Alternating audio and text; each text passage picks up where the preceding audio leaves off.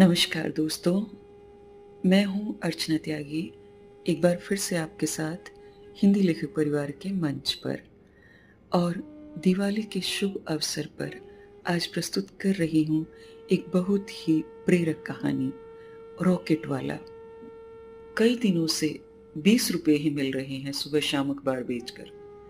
दिवाली पर पटाखे कैसे खरीदेंगे इस बार? यही सोच सोचकर परेशान थी बच्चों की एक टोली। सब अपनी अपनी राय दे रहे थे, लेकिन कोई उचित रास्ता नहीं दिख रहा था। कुछ बच्चों ने समस्या को खत्म करने के इरादे से कहा, दिवाली तो हिंदुओं का त्योहार है, हम क्यों उसे मनाने के लिए इतने परेशान हो रहे हैं? ईद पर ही पटाखे चलाएंगे, तब तक और भी पैसे इकट्ठे हो जाएंगे। बात सही भी थी। वे सभी गरीब बच्चे मुस्लिम बस्ती में रहते थे। दूसरे बच्चों के जैसे उनके अच्छे घर नहीं थे। परिवार के सदस्य मजदूरी करके अपना पेट पालते थे। बच्चे भी छोटे मोटे काम करके थोड़े बहुत पैसे कमा लेते थे और अपने परिवार का खर्च चलाने में मदद करते थे। अब्दुल उनमें सबसे ज्यादा होशियार था। दिन में काम भी खूब करता था और शाम को स्कूल भी जाता था। सुबह सुबह जब सभी बच्चे सोए रहते, अब्दुल जल्दी उठता और अब्बू की साइकिल पर चढ़कर अखबार बांट कर आता। रोज 20 रुपये कमा लेता, लेकिन सभी रुपये अपने पिता को दे देता। घर में कई भाई बहन थे। घर खर्च में पिता को मदद मिल जाती। पटाखे खरीदने और उन्हें चलाने का उसे बड़ा शौक था।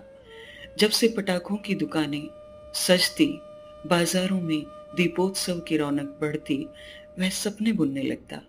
हर रोज ज्यादा मेहनत करता और पैसे बचाने की कोशिश करता, जिससे पटाखे खरीद सके। पिछले हफ्ते बहन बीमार हो गई तो बचाए हुए पैसे माँ के हाथ में रख दिए।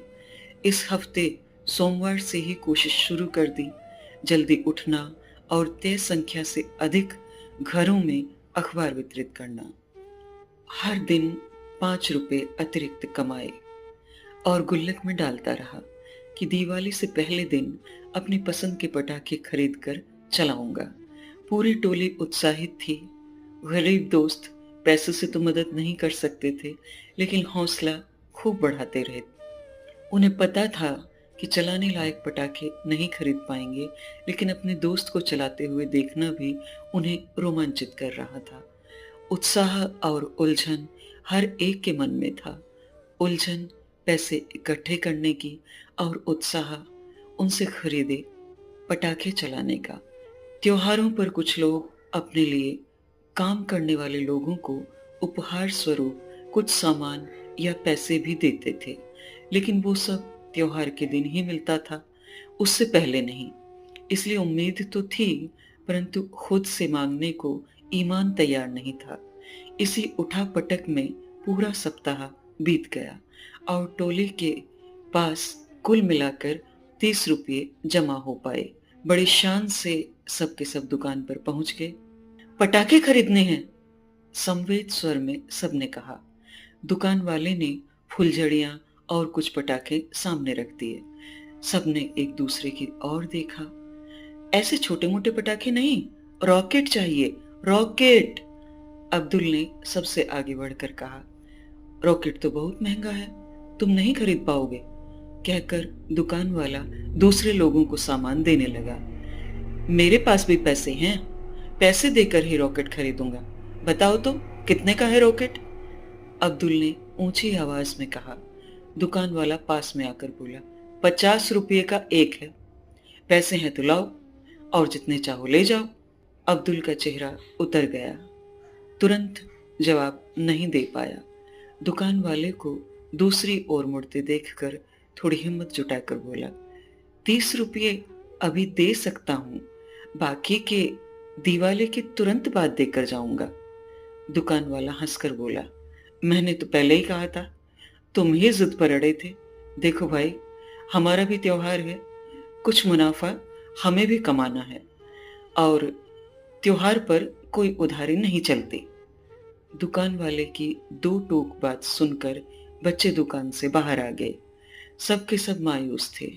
दूसरे बच्चों को अपने माता-पिता के साथ पटाखे खरीदते हुए देखकर सब परेशान थे। अब्दुल कुछ सोच रहा था। बिना कुछ कहे फिर से दुकान पर चला आया। देखो चाचा, रॉकेट नहीं दे सकते हो तो 30 रुपये के सस्ते पटाखे दे दो।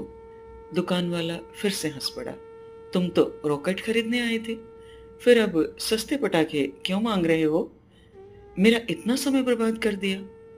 उसने इशारा किया और दुकान पर काम करने वाला एक छोटा बच्चा पटाखे का डब्बा उठा लाया। अब्दुल ने 30 रुपए देकर वो डब्बा खरीद लिया।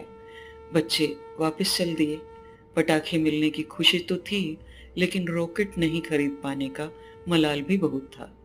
क्यों उदास होते हो तुम सब? पटाखों के बारूद से मैं खुद एक रॉकेट बनाऊंगा। इस दिवाली पर रॉकेट ही चलाएंगे, देखना तुम सब। बच्चों के चेहरे पर रौनक लौट आई। सबने एक दूसरे से हाथ मिलाया और मोहल्ले के बाहर बने चबूतरे पर आकर बैठ गए।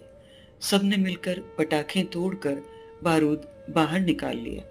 अब्दुल पिछले साल चलाया हुआ एक रॉकेट उठा कर लाया, जिसे उसने संभाल कर रखा था कि उसके जैसा नया खरीद लाएगा।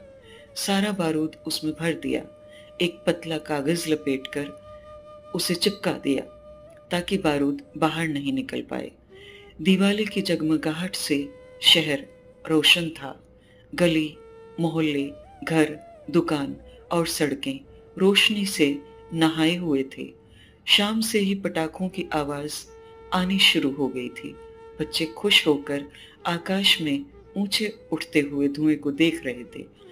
एक रॉकेट था जो उस दिवाली पर सबसे अधिक ऊंचाई तक उठा था और सबसे अधिक देर तक जिसका बारूद जला था।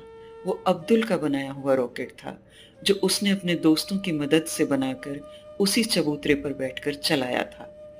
उस दिन किसी का ध्यान उसकी तरफ नहीं गया, लेकिन सालों बाद जब उसने मिसाइल बनाई तब पूरी दुनिया ने उसे देखा और भारत के महान वैज्ञानिक को सलाम किया। गरीब मुस्लिम बस्ती में रॉकेट बनाने वाला कोई और नहीं, missile man doctor APJ Abdul Kalam ही थे, जिन्होंने अपनी बुद्धिमत्ता और वैज्ञानिक परीक्षणों से दुनिया भर में भारत का नाम रोशन किया। कठिन परिश्रम और खुद पर भरोसा रखने से असंभव भी संभव हो जाता है। धर्म कोई भी हो, यदि वो मिसाइल बनाने की प्रेरणा देता है तो उससे बेहतर कौन सा धर्म है। त्योहार किसी का भी हो, अगर वो जीवन को रोशन करता है तो हर रोज उसे मना लेना चाहिए। दोस्तों, दिवाली के शुभ अवसर पर यह है एक कहानी जो डॉक्टर एपीजे अब्दुल कलाम के जीवन की एक घटना पर आधारित है। मैं आशा करती हूँ मेरी आवाज़ में यह बाल कहानी आपको ज़रूर पसंद आई होगी। कहानी को लाइक करें, कमेंट करें और अपने दोस्तों के साथ साझा भी अवश्य करें। ऐसी ही और कहानियाँ सुनते रहने के लिए चैनल को सब्सक्राइब करें। मैं अर्चना त्यागी अब आपसे विदा लेती हूँ। फिर मिलते हैं एक और सुंदर कहानी के साथ बेहतरीन कहानियों के सफर में। धन्यवाद। अगर आपको रचना पसंद आती है तो लाइक्स और कमेंट्स ज़रूर करें और शेयर कीजिए।